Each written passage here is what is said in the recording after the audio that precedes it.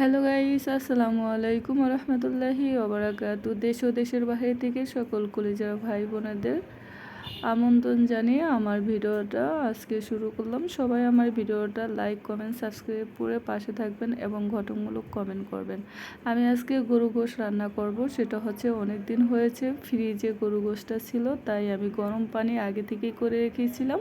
ফুটন্ত গরম পানির ভিতরে আমি গরু গোশটা দিয়ে দিয়েছি। এই যে দেখুন, এখন এটা হচ্ছে প্রসেসিং করব। কেননা হচ্ছে যে আজকাল যে জীবাণু থাকে, ওই জন্য গরম পানি দিয়ে মাংসটা ভালো করে ধোয়াটাই ভালো। আর ইতির মাঝখানে কিন্তু আমার ভাতও বলকে গেছে, অলরেডি ভাত বসাই দিছি। এখন গোশটা হচ্ছে যে সামনে নিয়ে আসছি, যে ধুয়ে উঠাইছি, দেখেন এই যে এই অবস্থায় আছে।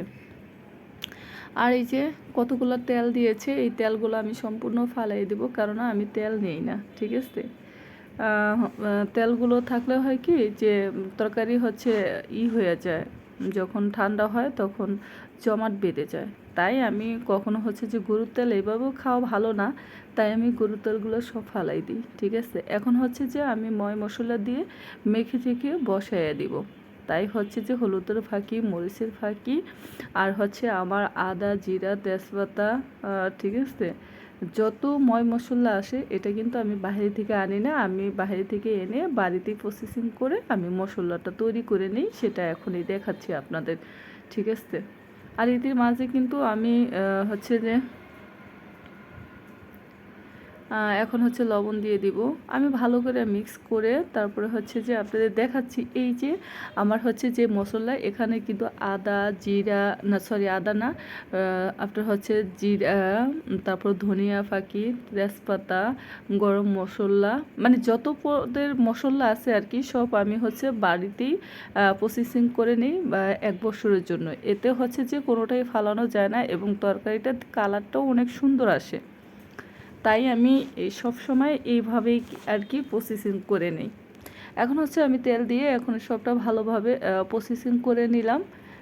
আপনারা কিন্তু অবশ্যই জানাবেন ভালো মতো। এটা হচ্ছে আমার হাত ধোয়া পানি, যেটাকে আমি হাত দিয়ে যে প্রসেসিংটা করে নিয়েছি, ওইটা হাতের পানি আমি এতটুকু অন্তত দিয়ে দিলাম। আমি এটা ভালোভাবে কষাইয়া তারপরে দেখুন আমি কি করতেছে। এভাবে একবার ট্রাই করে দেখবেন। যদি আপনাদের গরু মাংস এভাবেও গরম পানিতে আমি ধুয়ে নেই, তাছাড়া এটা হচ্ছে যে অনেক দিন হয়ে গেছে যে ফ্রিজে ছিল, তাই আমি গরম পানি করে ধুয়ে নিলে হয় কি যে আলাদা যে একটা হয়, গন্ধ বের হয়, সেটা আর হয় না। আর তাছাড়া ভেতরে আমরা যখন হচ্ছে গরুর মাংসটা ধোয়ার পরে কিন্তু আমাদের রক্ত মানে বের হতে থাকে, যত ধুই অতই বের হতে থাকে। ওই জন্য হচ্ছে গরম পানিটা ধুলে হয় কি ওই রক্তটা থাকে না, ওটা বের হয়ে যায়। তাই হচ্ছে যে সব সময় গরুর মাংসটা যদি আপনারা গরম পানিতে ধুয়ে নেন তাহলে ভালো হয়, আমার মতে ভালো হয়। আমি এভাবেই হচ্ছে প্রসেসিংটা করি। তবে হ্যাঁ, আমি এই রান্নাটা আমার বোনের থেকে শিখছি। আমার বড় বোন সবসময় গরুর মাংসটা হচ্ছে গরম পানি দেওয়া, ফুটন্ত গরম পানির ভেতরে দিয়ে তারপরে ধোয়। আর যদি অনেক দিন হয়ে যায় ফ্রিজের মাংসটা, তাহলে 2 ধোয়ার দেয়, ঠিক আছে। তো ওই জন্য আমি আপনাদের সামনে সম্পূর্ণ ভিডিওটা তুলে ধরেছি। যেহেতু আমি একা মানুষ, তাই আমার হচ্ছে এই রান্নাটাও হচ্ছে যে আমি একবারই বেশি করে রান্না করে রাখি। এখানে আমি আলু না দিয়ে পারলে দেই না, কেননা হচ্ছে আলুটা আমার তেমন একটা পছন্দ না। আর ভিডিও যেহেতু আমি একা একা করি, ওই জন্য আমার দেখুন কড়াইটা কিন্তু বাঁকা হয়ে যাচ্ছে লাড়ার সময়। তাই আমি সম্পূর্ণ ভিডিওটা যদিও না দেখাইতে পারি প্রসেসিংটা কীভাবে করছি, তাই তবে আজকে আলু দিব, ঠিক আছে। এই যে এখন এখানে হচ্ছে 2টা আলু দিয়ে দিয়েছি, একটা হচ্ছে বড় আলু আর একটা হচ্ছে ছোট একটা আলু দিয়ে দিয়েছি।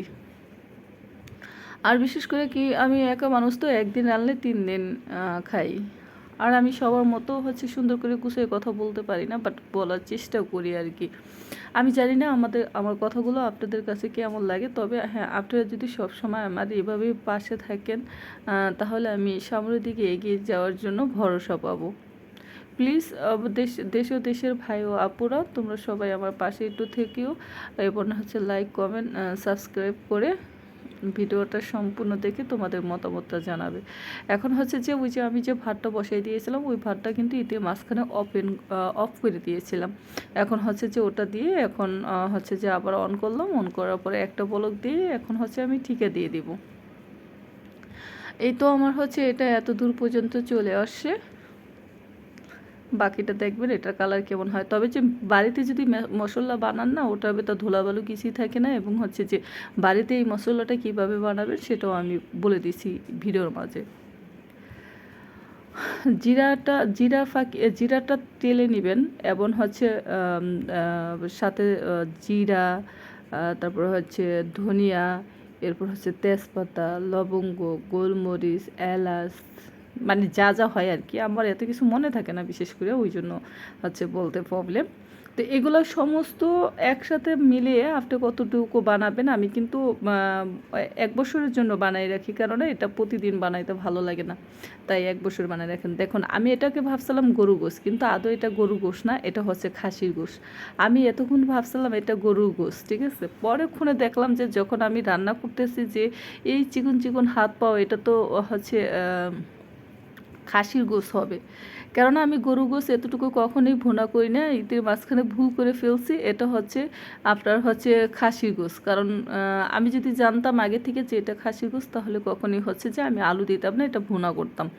এখন হচ্ছে যে প্রায় রান্নার শেষের দিকে তখন আমি এটা বুঝতে পারলাম যে এটা হচ্ছে যে আপনাদের খাসি গোশ। ওই জন্য আমি বারবার ওই চামচ মানে খুসুন দিয়া উঠাইয়া আপনাদের ভিডিওর সামনে আনি, বোঝানোর চেষ্টা করতেছি এটা আদৌ গরুর মাংস না, বাট খাসির গোশ, ঠিক আছে।